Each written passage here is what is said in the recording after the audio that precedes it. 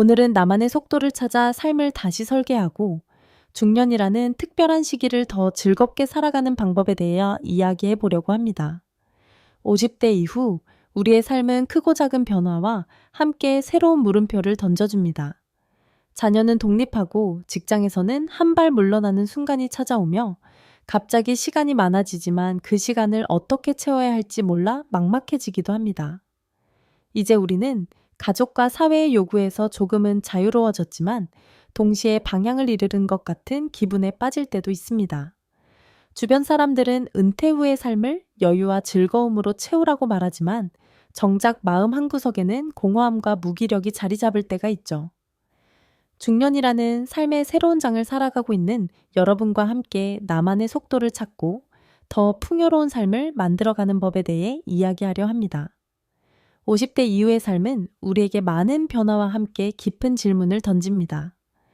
자녀들은 독립하고 직장에서의 역할은 줄어들며 우리가 오랫동안 매달려 왔던 것들이 하나둘씩 사라지는 순간들이 찾아옵니다. 이런 순간이 찾아올 때 중요한 것은 남의 기준에 맞춰 달리지 않고 나만의 속도를 찾는 것입니다. 철학자 에픽테토스는 행복은 스스로의 기준에서 시작된다고 말했습니다. 우리의 속도는 다른 누군가의 속도와 같을 필요가 없습니다. 하지만 많은 사람들은 비교와 조급함 속에서 자신만의 리듬을 놓치곤 합니다. 이제 우리는 이렇게 질문해 볼 필요가 있습니다. 나는 지금 어떤 속도로 살아가고 있는가? 이 속도가 나에게 맞는 걸까? 아니면 남들이 정해준 기준에 따라 살고 있는 걸까? 오늘의 이야기는 여러분이 자신의 속도를 다시 돌아보고 나만의 리듬으로 삶을 즐기는 방법에 대한 힌트를 찾을 수 있는 시간이 되길 바랍니다. 오늘 들려드릴 이야기는 평생을 쉼없이 달려왔던 한 남성의 사례입니다. 그는 서울에서 건설 현장 관리자라는 직업을 가지고 있었고 삶의 모든 순간이 바쁘고 치열했습니다. 그의 하루는 새벽 5시에 시작되었습니다. 알람 소리가 울리면 그는 바로 일어나 세수를 하고 넥타이를 매며 출근 준비를 했습니다. 아내는 주방에서 간단한 아침 식사를 준비하고 있었지만 그는 서둘러 식탁에 앉아 밥 몇 숟가락을 뜨는 것으로 식사를 대신했습니다. 오늘도 늦을 것 같아. 저녁은 알아서 먹어야 할지도 몰라. 그가 식사를 마치기도 전에 가방을 챙기며 말하면 아내는 익숙한 듯 대답했습니다. 알았어요. 운전 조심하세요. 집을 나선 그의 발걸음은 이미 바빴습니다. 그는 지하철 안에서도 스마트폰으로 현장 보고서를 확인하며 하루를 준비했습니다. 회사에 도착하자마자 그는 업무 지시를 내리고 현장을 누비며 직원들을 독려했습니다. 문제를 해결하고 고객과 미팅을 하고 새로운 계약을 따내기 위해 노력했습니다. 그가 출근하면 그의 역할은 명확했습니다. 현장에서는 매 순간 그의 판단과 지시가 필요했습니다. 직원들의 질문이 쏟아졌고 보고해야 할 자료와 처리해야 할 문제가 산처럼 쌓여 있었습니다. 그는 안전모를 쓰고 현장을 누비며 문제를 파악했습니다. 이 구역 정리했어? 오후까지 끝내야 해. 보고서는 언제 올라오지? 고객이 기다리고 있어. 장비는 제대로 작동 중인가? 오늘 점검 한 번 더 하자. 점심시간이 되어도 그는 제대로 쉴 수 없었습니다. 도시락을 꺼내 먹으면서도 그는 전화기를 붙잡고 있었습니다. 이번 프로젝트 예산 문제 해결되었나? 내가 오후에 회의에서 이야기할 수 있어야 하는데. 그는 점심을 서둘러 끝내고 다시 업무에 몰두했습니다. 해가 뉘엿뉘엿 지는 시간에도 그는 아직 퇴근을 할 수 없었습니다. 오후 회의가 끝나고 추가 작업 지시를 내린 후에야 그는 겨우 사무실을 떠날 수 있었습니다. 그는 늘 이렇게 자신을 다그쳤습니다. 내가 멈추면 일이 제대로 굴러가지 않아. 내가 열심히 해야 이 모든 게 유지될 수 있어. 저녁 8시 그는 집에 도착했습니다. 현관문을 열고 들어서며 아내가 맞아주었지만 그는 피곤함에 지쳐 간단한 대답만 했습니다. 오늘도 고생했어요. 저녁 차려줄까요? 됐어. 너무 늦었으니까 그냥 간단히 먹을게. 그는 옷을 갈아입고 소파에 몸을 기댔습니다. 그의 손은 자연스럽게 리모컨으로 향했고 텔레비전 화면이 켜지며 집 안을 밝히는 것이 그날의 마지막 루틴이었습니다. 그는 뉴스나 예능 프로그램을 보면서 하루를 마무리했지만 정작 화면 속 이야기가 그의 머릿속에 들어오지는 않았습니다. 내일은 또 무슨 일이 생길지 모르겠네. 그는 스스로 중얼거리며 다음 날의 일정을 떠올리다가 그대로 잠에 들곤 했습니다. 하지만 이런 삶은 늘 성취감만큼이나 피로감을 가져다 주었습니다. 그는 집에 돌아올 때면 녹초가 되어 소파에 앉아 텔레비전을 켜거나 술 한 잔으로 하루를 마무리하곤 했습니다. 주말은 그나마 가족과 함께 할 수 있는 시간이었습니다. 하지만 그의 주말조차 온전히 가족과 보내는 것은 쉽지 않았습니다. 주말에 어디 나갈까요? 아내가 물어도 그는 대답을 머뭇거렸습니다. 글쎄, 이번 주는 좀 쉬고 싶어. 다음에 하자. 그는 주말 아침 늦잠을 자고 오후가 되면 서류를 꺼내 들고 업무를 처리하거나 다음 주를 준비했습니다. 아내와 자녀들이 외출을 나가는 동안 그는 집에 혼자 남아 일을 하곤 했습니다. 저녁이 되면 가족이 함께 모여 식사를 했지만 대화는 자녀들에게 초점점이 맞춰졌습니다. 학교 생활은 어때? 이번 시험 준비는 잘하고 있지? 그는 가족을 위한 대화를 했지만 정작 아내와의 개인적인 대화는 거의 나누지 않았습니다. 그는 자신의 하루가 가족과 사회를 위해 필수적이라고 믿었습니다. 그는 늘 자신이 하지 않으면 안 된다는 생각에 사로잡혀 있었지만 그 시간 속에서 그는 놓치고 있는 것이 많다는 것을 인지하지 못했습니다. 그의 아내는 가끔 창밖을 보며 이렇게 생각했습니다. 남편은 늘 바쁘고 피곤해 보여. 내가 뭘 물어봐도 관심이 없는 것 같아. 그런데 나는 누구랑 이야기를 해야 할까? 그는 가족을 위해 희생한다고 믿었지만 정작 그 희생 속에서 아내와의 관계는 점점 멀어지고 있었습니다. 그는 57세의 나이로 은퇴를 하게 되었습니다. 은퇴 첫날, 그는 여느 날처럼 새벽 5시에 눈을 떴습니다. 알람 소리가 없었지만 수십 년간 이어온 습관이 그를 깨웠습니다. 침대에 누운 채 천장을 바라보며 그는 생각했습니다. 오늘은 뭘 해야 하지? 이제 출근도 없는데? 그냥 더 자볼까? 하지만 그의 몸은 이미 기상 준비를 하고 있었습니다. 그는 침대에서 일어나 샤워를 하고 옷장 앞에 섰습니다. 양복과 넥타이가 줄지어 걸려 있었지만 이제는 그중 어느 것도 입을 필요가 없다는 사실이 그를 멈추게 했습니다. 그는 한참을 서 있다가 평범한 티셔츠와 바지를 꺼내 입었습니다. 그는 자신의 하루가 가족과 사회를 위해 필수적이라고 믿었습니다. 그는 늘 자신이 하지 않으면 안 된다는 생각에 사로잡혀 있었지만 그 시간 속에서 그는 놓치고 있는 것이 많다는 것을 인지하지 못했습니다. 그의 아내는 가끔 창밖을 보며 이렇게 생각했습니다. 남편은 늘 바쁘고 피곤해 보여. 내가 뭘 물어봐도 관심이 없는 것 같아. 그런데 나는 누구랑 이야기를 해야 할까? 그는 가족을 위해 희생한다고 믿었지만 정작 그 희생 속에서 아내와의 관계는 점점 멀어지고 있었습니다. 여러분은 이 남성의 이야기를 들으면서 어떤 생각이 드셨나요? 은퇴 후 갑작스레 생긴 텅 빈 시간과 마주한 적이 있으신가요? 혹은 오랜 세월 동안 바쁘게 살아오면서 정작 자신의 삶에서 무엇이 중요한지 돌아볼 여유조차 없었던 기억이 떠오르지는 않으셨나요? 평생을 달려오던 속도에서 갑작스레 멈춘다는 것은 많은 이들에게 당혹스러움을 안겨줍니다. 남들이 보기엔 은퇴 후의 시간은 여유와 자유로 가득 찬 선물 같아 보일 수 있지만 정작 그 시간을 마주하는 당사자에겐 오히려 방향을 잃은 것 같은 막막함이 찾아옵니다. 철학자 빅터 프랭클은 삶의 의미는 우리가 달리는 속도를 멈추고 진정으로 자신을 돌아볼 때 발견된다고 말했습니다. 이 남성이 느꼈던 공허함은 어쩌면 그동안 자신을 정의해왔던 역할과 관계가 사라지면서 이제는 스스로의 기준으로 삶의 속도를 조절해야 한다는 신호였을지도 모릅니다. 여러분은 지금 어떤 속도로 살아가고 계신가요? 혹시 여전히 과거의 빠른 속도에 사로잡혀 있지는 않으신가요? 아니면 갑작스러운 멈춤 속에서 무기력과 혼란을 느끼며 하루를 보내고 계신가요? 한 번쯤 자신에게 질문을 던져보세요. 내가 정말로 원하는 것은 무엇인가? 지금의 속도가 나에게 맞는 것인가? 아니면 과거의 습관에 얽매여 있는 것인가? 이 질문에 답을 찾는 것은 결코 쉬운 일이 아닐 수 있습니다. 하지만 오늘 이야기가 여러분에게 자신만의 속도를 찾을 용기를 주었기를 바랍니다. 바쁘게 달려오며 놓쳤던 것들을 돌아보는 계기가 되었기를, 그리고 텅 빈 시간 속에서 숨겨진 가능성을 발견할 수 있는 작은 영감이 되었기를 희망합니다. 여러분, 오늘 이야기의 주제는 나만의 속도를 찾고 삶을 다시 충만하게 살아가는 방법에 관한 것입니다.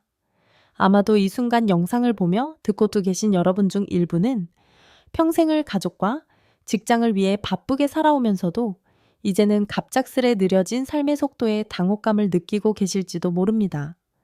우리의 주인공인 54세 여성의 이야기는 바로 그런 경험에서 시작됩니다. 그녀는 자녀를 키우고 직장과 집을 오가며 하루하루를 시간과 싸우듯 살아왔습니다. 눈을 뜨면 하루가 끝날 때까지 쉬지 않고 움직였고, 가족과 동료들에게 자신이 필요한 존재라는 확신 속에서 그 속도를 당연하게 여겼습니다. 그러나 자녀가 독립하고 직장에서 물러나게 되자 그녀의 삶의 속도는 갑작스럽게 멈춰섰습니다. 그녀는 아침에 눈을 떠도 서둘러 일어날 필요가 없다는 사실을 깨달으며 당혹감을 느꼈습니다. 식탁에 앉아 홀로 차를 마시며 늘 분주했던 자신의 손과 발이 이제는 할 일을 이르는 듯 느껴졌습니다. 이 새로운 시간은 낯설고 불편했으며 그녀는 그 빈 공간을 어떻게 채워야 할지 몰랐습니다. 그녀는 스스로에게 계속해서 질문을 던졌습니다.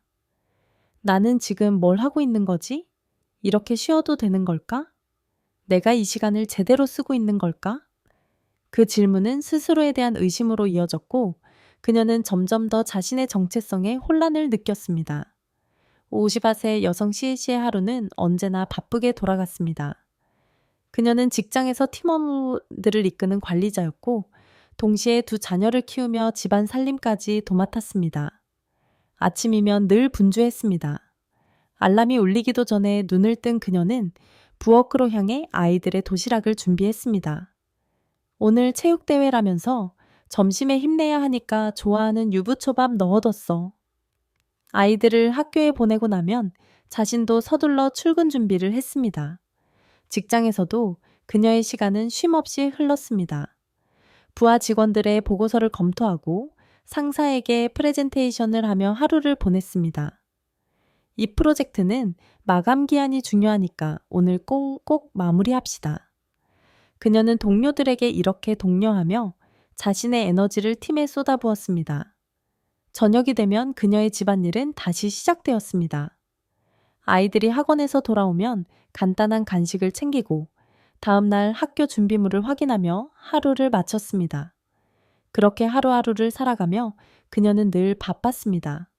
하지만 자식들이 모두 성장하고 독립과 결혼을 한 이후 이 사연자분은 많은 것들이 바뀌었습니다. 어느 날 아침 그녀는 평소처럼 알람이 울리기 전에 눈을 떴습니다. 그러나 더 이상 도시락을 준비하거나 출근 준비를 서둘러야 할 필요가 없다는 사실을 깨닫자 그녀는 한동안 침대에 누워 창밖을 바라보았습니다. 창문 너머로 햇빛이 드리우고 새소리가 들렸지만 그녀의 마음은 무거웠습니다. 내가 지금 뭘 하고 있는 걸까? 이렇게 그냥 누워 있어도 되는 거야? 예전 같았으면 벌써 부엌에서 바쁘게 움직이고 있었을 텐데. 그녀는 침대에서 천천히 일어나 부엌으로 향했습니다. 식탁에는 어제 저녁에 먹다 남은 빵이 있었고 그녀는 대충 커피 한 잔을 내려서 빵을 한 입 베어 물었습니다. 한 손엔 커피잔, 다른 손엔 빵을 들고 거실 소파에 앉았지만 텔레비전을 켜는 것도 무언가를 하는 것도 쉽지 않았습니다. 그녀는 멍하니 거실 창문 밖을 바라보며 생각에 잠겼습니다. 길가의 나무는 바람에 흔들리고 산책을 나선 사람들이 한가롭게 걸어가는 모습이 눈에 들어왔습니다. 하지만 그녀는 그 풍경을 바라보는 것이 마치 자신과는 동떨어진 세계를 보는 것처럼 느껴졌습니다. 저 사람들은 저렇게 여유로워 보이는데 나는 왜 이렇게 조급하지? 왜 이렇게 마음이 불안한 거지? 그녀는 자신이 여유라는 시간을 누릴 자격이 있는지조차 의심스러웠습니다. 수십 년 동안 누구보다 부지런히 살아왔지만 지금처럼 멈춰선 순간에는 자신이 삶에서 뒤처진 사람처럼 느껴졌습니다. 그녀는 한참 동안 창밖을 바라보다 고개를 떨구며 속삭였습니다. 나는 지금 아무것도 아닌 사람이 되어버린 걸까? 더 이상 나를 필요로 하는 사람이 없는 걸까? 그녀는 하루 종일 소파와 주방, 그리고 침실을 오가며 텅 빈 시간을 보냈습니다. 오전에 책을 읽으려 책장을 뒤졌지만 집중이 되지 않았고 점심을 대충 먹은 뒤에는 스마트폰을 들고 시간을 보내려 했지만 그마저도 금세 실증이 났습니다. 이렇게 하루를 보내도 괜찮은 걸까? 나는 지금 뭘 위해 살아가는 거지? 내 인생의 목표가 뭐였더라? 가족이었나? 일이었나? 그런데 그게 지금은 왜 이렇게 허무하게 느껴지지? 그녀는 자신에게 쉼없이 질문을 던졌지만 그 어떤 대답도 명쾌하지 않았습니다. 그녀의 마음속에서는 과거와 현재가 끊임없이 충돌하고 있었습니다. 내가 예전에는 이렇게까지 공허하다고 느끼지 않았던 것 같아. 왜 지금은 이 공허함이 나를 짓누르는 걸까? 그동안 너무 바쁘게 살아왔던 걸까? 아니면 내가 너무 나 자신을 잊고 살아왔던 건가? 그녀는 저녁이 되어 조용히 거실불을 끄고 침실로 들어갔습니다. 침대에 누워 한참을 뒤척이던 그녀는 속삭이듯 혼잣말을 했습니다. 이게 나의 새로운 삶이라면 이제는 이 시간을 내 방식대로 채워야 하지 않을까? 하지만 어떻게 해야 할지 모르겠어. 그동안 나는 늘 누군가를 위해 움직였는데 나를 위한 시간은 어떻게 써야 하는 건지조차 모르겠네. 그녀는 스스로에게 질문을 던지며 하루를 마무리했습니다. 그리고 다음 날 아침 그녀는 거실 창문을 다시 바라보며 다짐했습니다. 그래, 오늘은 어제와 조금이라도 다르게 살아보자. 작게라도 무언가를 시작해보자. 그녀의 첫 번째 변화는 단순했습니다. 아침 식사를 마치고 난 뒤 운동화를 꺼내 신은 그녀는 집 근처 공원으로 나갔습니다. 그녀는 천천히 걷기 시작하며 주변의 풍경을 바라보았습니다. 처음엔 어색하고 머릿속엔 여전히 해야 할 일이 없는 하루에 대한 생각들이 떠올랐습니다. 이게 무슨 의미가 있을까? 그냥 걷는다고 뭐가 달라질까? 하지만 한참을 걷다 보니 바람이 살결을 스치고 나뭇집 사이로 햇살이 비치는 모습이 눈에 들어왔습니다. 그녀는 주변의 소리를 귀 기울여 들으며 잠시 걸음을 멈추었습니다. 이게 내가 그동안 놓쳤던 것들이었나? 이렇게 간단한 것들이 이렇게 고요하고 평화로울 줄은 몰랐네. 그날 이후 그녀는 매일 아침 같은 시간에 공원을 산책하며 그 순간만큼은 스스로에게 집중하기로 했습니다. 며칠 후 그녀의 친구가 전화를 걸어왔습니다. 너 요즘 시간 많다며? 나랑 문화센터 다녀볼래? 요가 수업도 있고 그림 그리는 강의도 있더라. 한번 같이 가보자. 처음에는 망설였습니다. 내가 그림을 배워본 적도 없는데 요가는 또 얼마나 힘들까? 그러나 친구의 권유에 그녀는 용기를 내어 문화센터 문을 두드렸습니다. 첫날 그녀는 붓과 물감을 손에 들었을 때 손이 떨리는 것을 느꼈습니다. 하얀 캔버스를 바라보며 어떤 선도 그리지 못한 채 한참을 망설였습니다.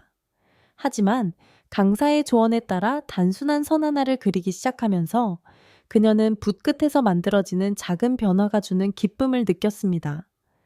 내가 그린 선이 이렇게 아름다울 수 있다니.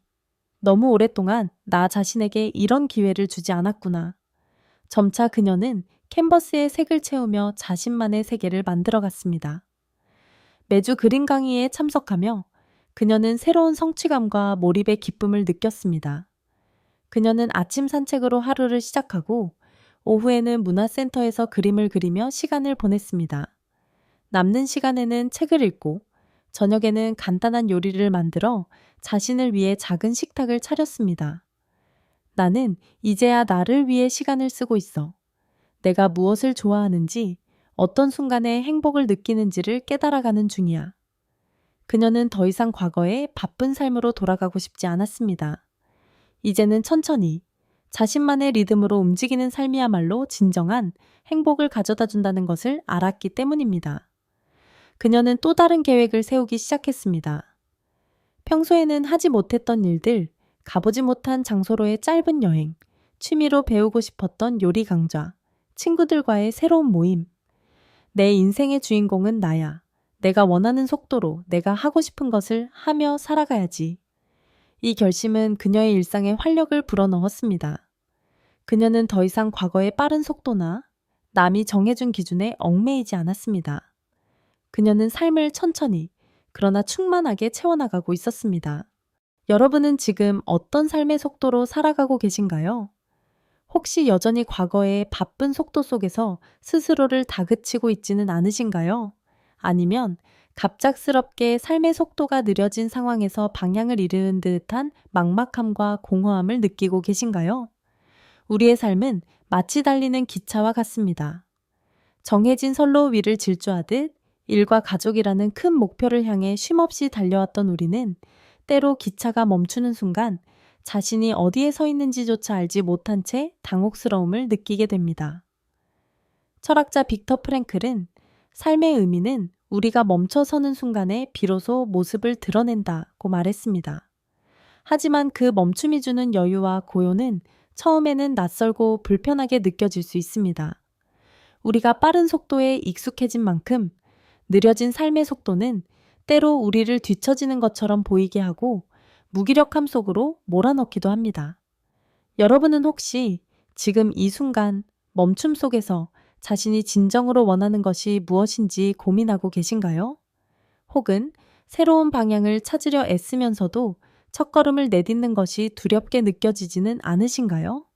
삶의 속도는 남이 정해주는 것이 아닙니다. 그것은 오롯이 우리 각자가 자신의 리듬에 맞춰 조율해야 하는 것입니다. 빠르게 달리던 속도를 조절하거나 멈춰 서 있던 자리에서 다시 한 발을 내딛는 용기가 필요합니다. 그리고 그 용기는 자신을 향한 작은 질문에서 시작됩니다. 나는 지금 어떤 삶을 원하고 있는가? 내가 진정으로 행복을 느끼는 순간은 언제인가? 오늘 들려드린 이야기가 여러분에게 자신만의 속도를 되돌아보는 작은 계기가 되었기를 바랍니다. 여러분도 그 속도 속에서 자신만의 리듬과 행복을 찾으실 수 있기를 진심으로 응원합니다. 여러분은 퇴직이라는 단어를 들을 때 어떤 감정이 떠오르시나요? 많은 사람들에게 퇴직은 긴 여정을 마무리 짓는 것처럼 느껴지기도 하고 또 다른 사람들에게는 삶의 새로운 장을 여는 시작으로 다가오기도 합니다. 하지만 새로운 시간이 주어지는 만큼 그 시간 속에서 우리는 생각보다 많은 감정과 마주하게 됩니다. 기쁨과 여유로움도 있지만 때로는 공허함과 막막함이 찾아오기도 하죠. 오늘 마지막으로 들려드릴 이야기는 62세 대구의 한 남성의 사연입니다. 그는 평생을 교사로서 살아오며 학생들에게 지식과 지혜를 가르쳐 왔습니다. 하지만 퇴직 후 그는 갑자기 달라진 환경 속에서 자신이 삶에서 놓치고 있던 부분들을 되돌아보게 되었습니다. 오랜 세월 동안 학생들과 교실을 중심으로 바쁘게 살았던 그는 가족과의 관계, 자신의 진정한 행복, 그리고 느긋함 속에서 배우는 삶의 아름다움에 대해 처음으로 고민하게 되었습니다. 퇴직 후 첫날 아침, 그는 여느 때와 다름없이 새벽 일찍 눈을 떴습니다. 알람은 울리지 않았지만 몸은 여전히 습관적으로 하루를 준비하려고 했습니다. 침대에서 일어나 커피를 끓이고 신문을 펼쳐들었지만 그는 금세 자신이 이제 더 이상 학교로 출근하지 않는다는 사실을 떠올렸습니다. 이제부터 내 하루는 어떻게 흘러갈까? 시간은 많아졌는데 그걸 어떻게 써야 하지? 그는 아침을 마치고 집안 여기저기를 서성거렸습니다. TV를 켜보았지만 채널을 돌리는 손길은 무의미하게 느껴졌습니다. 가족과 함께 시간을 보낼 수 있을 거라고 기대했던 것과는 다르게 그는 오히려 자신이 이 집안에서 낯선 존재처럼 느껴졌습니다. 며칠이 지나면서 그는 아내와의 대화가 형식적이고 짧아졌다는 것을 깨달았습니다. 오늘 뭐 할 거야? 뭐 그냥 집안일 좀 하고 쉬려고. 당신은? 나야 뭐 특별히 할 것도 없고. 그 짧은 대화는 침묵으로 이어졌습니다. 그는 한숨을 쉬며 스스로에게 질문했습니다. 내가 왜 이렇게 할 말이 없지? 그동안 얼마나 바쁘게 살아왔길래 내 삶에서 가족과의 대화조차도 없었던 걸까? 그는 스스로를 돌아보기 시작했습니다.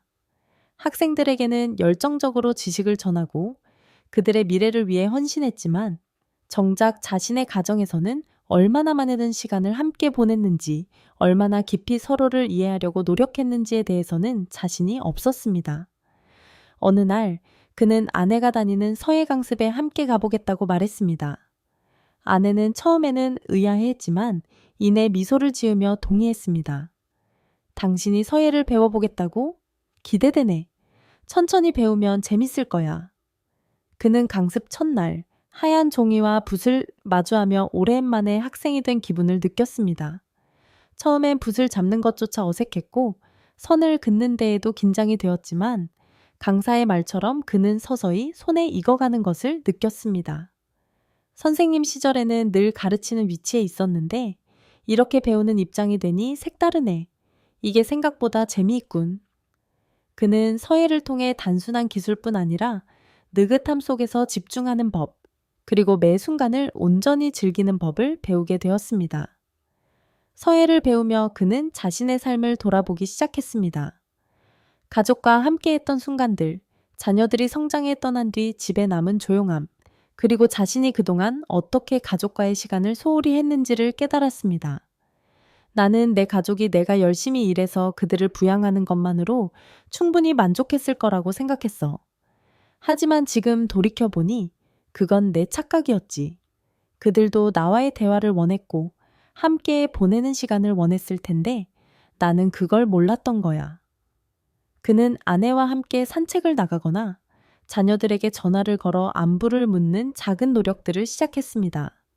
처음엔 어색했지만 점차 대화가 늘어나며 그는 가족과의 관계에서 새로운 연결을 느끼게 되었습니다.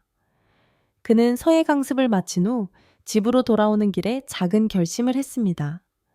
삶의 속도를 조절하는 법, 그리고 나만의 리듬을 찾아가는 법을 이제야 배우고 있어. 행복은 성취에서만 오는 게 아니야. 이런 작은 변화들 속에서도 느낄 수 있는 거구나. 그는 더 이상 시간을 채우기 위해 서두르지 않았습니다. 대신 매일의 작은 순간들 속에서 의미를 찾기 시작했습니다.